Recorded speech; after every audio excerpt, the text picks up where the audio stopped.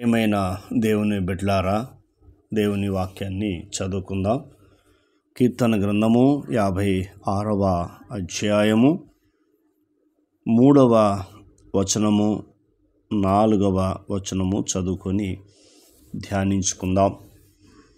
దేవుడు అద్భుతమైన వాగ్దానం చేస్తున్నాడు. మీరు ఆత్మీయంగా బలపడడానికి దేవుని వాక్యము మీ జీవితంలో ఎంతో ఉపయోగపడుతుంది. అలాగే మీరెందుకు భయపడుతున్నారు? మీ భయం నుండి విడిపించేటియే దేవుని మాట. నాకు భయము సంభవించు దినమున నిన్ను ఆశ్రయించుచున్నాను. ఎంత అద్భుతం మాట చూడు. మనకి ఇది 365 సార్లు దేవుడు రాయించాడు. అంటే దినానికి ఒక వాగ్దానం, అంటే ఒక మాట, దేవుని మాట మనకు ఎంతో ఉపయోగపడుతుంది. ఎక్కువగా మానసికంగా శరీరానుసారంగా భయపడుతూ కృంగిపోతున్న వారు ఉంటారు.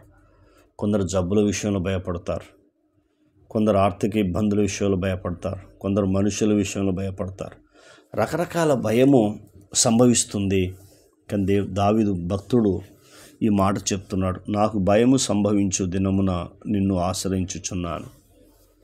ఎప్పుడైతే నీకు భయం కలుగుతుందో దేవుని ఆశ్రయించాలి, మనసు పెట్టి దేవుని ప్రార్థించాలి, దేవుని మీద ఆధారపడాలి. దేవుని వైపు చూస్తున్నప్పుడు నీ జీవితంలో అద్భుతాన్ని చూడగలుగుతావు.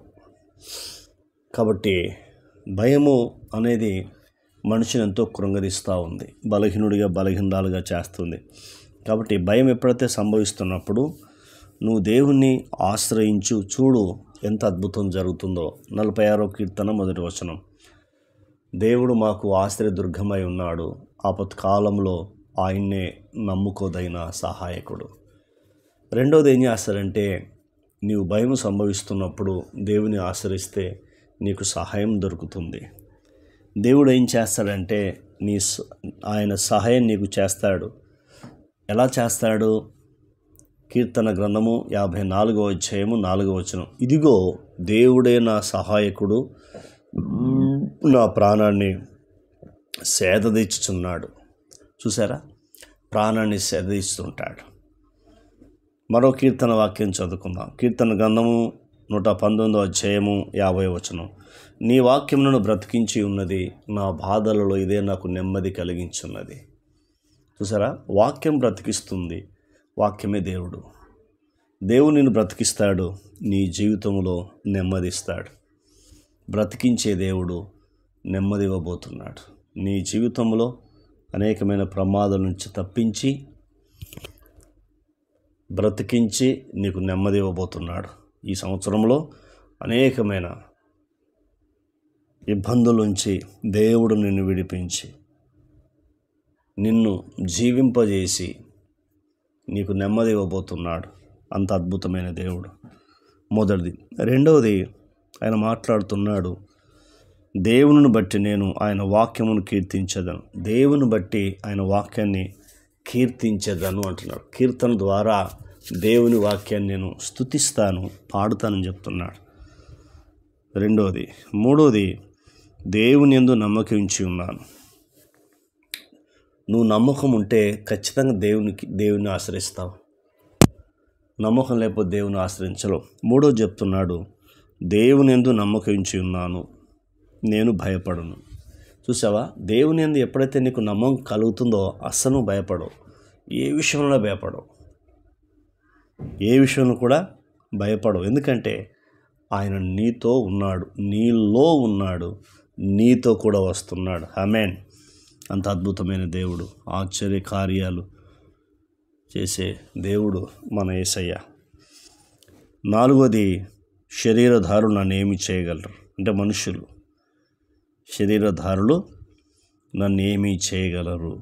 నిజమే, వాస్తవం. ఎవడు కూడా మనల్ని ఏమీ చేయలేడు. ఎన్ని విషయాలు నేర్చుకున్నాం? మొట్టమొదటిది, నాకు భయం సంభవించే దినమున నిన్ను ఆశ్రయించున్నా అన్నాడు. అంటే దేవుణ్ణి ఆశ్రయించాలి. మొదటిది, దేవుని బట్టి నేను ఆయన వాక్యమును కీర్తించదను. దేవుని వాక్యాన్ని కీర్తించాలి. మూడోది దేవునియందు నమ్మకం ఉంచి ఉన్నాను అంటున్నాడు. నాలుగవది నేను భయపడను. శరీరధారులు నన్ను ఏమి చేయగలరు? ఎవరైనా సరే శరీరధారులు నేను ఏమీ చేయలేరు. ప్రార్థన. కన్న తండ్రి, నీకు వందనాలు. విన్న మాటలు దుష్టతకు పోకుండా సహాయం చేయండి. నాకు భయం సంభవించే దినమున నిన్ను ఆశ్రయిస్తున్నాను భక్తుడు తీర్మానం. అలా మేము ఉండడానికి సహాయం చేయండి. మా జీవితంలో భయం వస్తున్నప్పుడు నిన్ను ఆశ్రయించే కృపను మాకు దయచేయమని, ఈ మాటలు దుష్టతకు పోకుండా సహాయం చేయండి. మా హృదయములు మీరు భద్రపరిచి నీ నామానికి మీరు మహిమ తెచ్చుకోవాల్సిందిగా అడుగుచున్నాం. ఇంకా వినబోతున్న వారి జీవితాన్ని కూడా మీరు భద్రపరిచి మీరు మహిమ పొందమని, మా ప్రార్థన విని జవాబు మీరు అనుగ్రహించి నీ నామానికి మహిమ తెచ్చుకున్నందుకు కృతజ్ఞతలు. యేసు నామంలో పొంది ఉన్నాం తండ్రి. Amen, amen, amen. ఆయన కృప సదాకాలం తోడై ఉండి మనల్ని నడిపించునుగాక. Amen, amen, amen.